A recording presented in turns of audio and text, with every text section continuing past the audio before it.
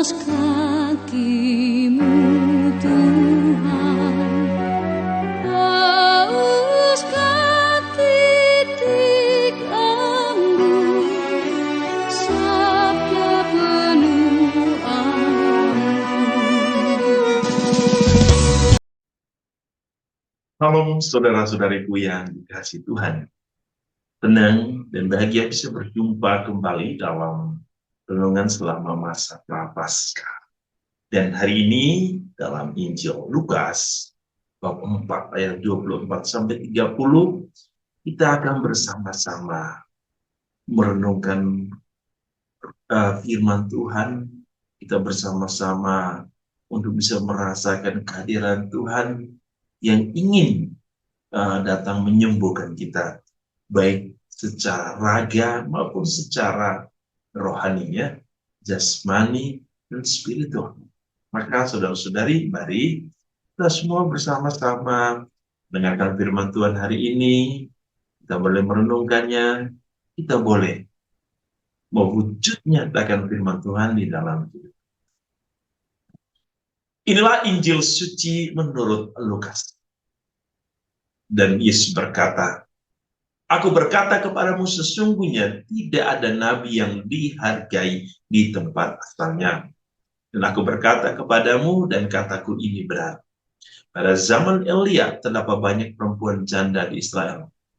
Ketika langit tertutup selama 3 tahun dan 6 bulan, dan ketika bahaya kelaparan yang hebat menimpa seluruh negeri.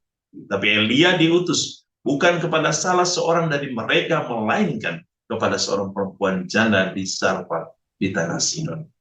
Dan pada zaman Nabi Elisa banyak orang kusta di Israel, dan tidak ada seorang pun dari mereka yang ditahirkan selain daripada Naaman orang Syria itu." Mendengar itu sangat marahlah semua orang yang ada di rumah ibadat itu. Mereka bangun lalu menghalau Yesus keluar kota dan membawa dia ke tebing gunung.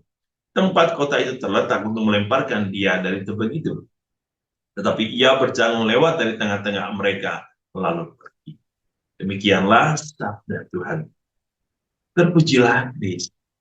Saudara-saudari, dalam bacaan pertama hari ini, itu kita mendengar kisah yang sangat menarik ya. Itu dalam sebuah cerita dalam kitab 2 Raja-Raja, bahwa Naaman adalah seorang panglima raja Aram ya. Dia seorang terpandang, tapi dia menderita kusta. Dan setelah ia mendapat suatu perintah, suatu nasihat dari seseorang, dan dia akhirnya pergi berjumpa dengan seorang nabi yang bernama Nabi Elisa. Awalnya dia tidak percaya ketika Elisa suruh dia mandi di Sungai Yordan selama 7 kali. Ia marah. Ia berpikir bahwa nanti Nabi Elisa datang menyentuhnya, menjamahnya, lalu dia menjadi tahir, menjadi sembuh.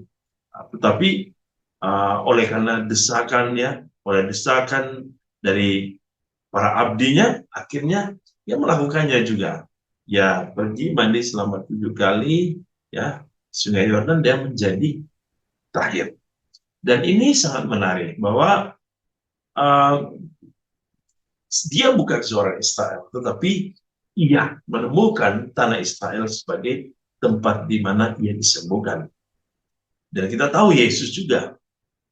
Yesus ditolak di tempatnya sendiri. Di tempat Nazaret ia ditolak. Akhirnya ia pindah ke Kapernaum. Kita tahu bahwa hampir sebagian besar hidup Yesus ada di Kapernaum, bukan di Nazaret.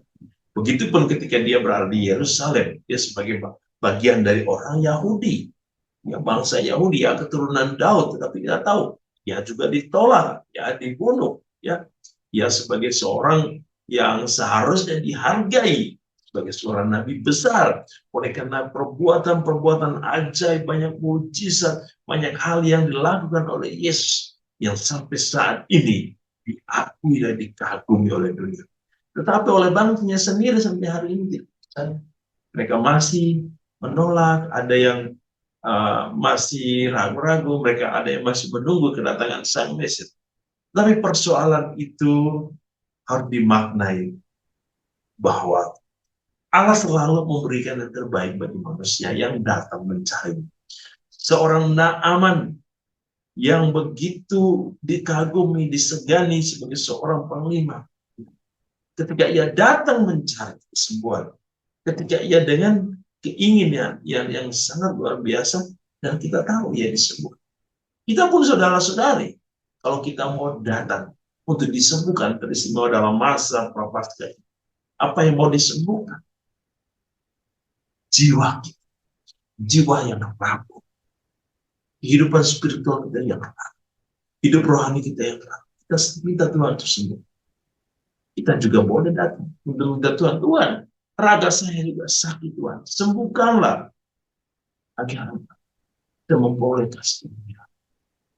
Kita harus jujur di hadapan Tuhan, supaya hari ini semua orang yang sakit, yang mungkin saat ini mengalami kesembuhan, mintalah, bersyukurlah kepada. Mungkin yang saat ini masih mencari dan memohon kepada Tuhan, Tuhan, sembuhkanlah sakit lututku agar aku bisa berjalan dengan baik. Minta Tuhan, Tuhan akan sembuhkan. Tuhan, aku mau punya penyakit ginjal saat ini, Tuhan, Tuhan tolong sembuhkan Tuhan, supaya kembali hidup normal, Tuhan.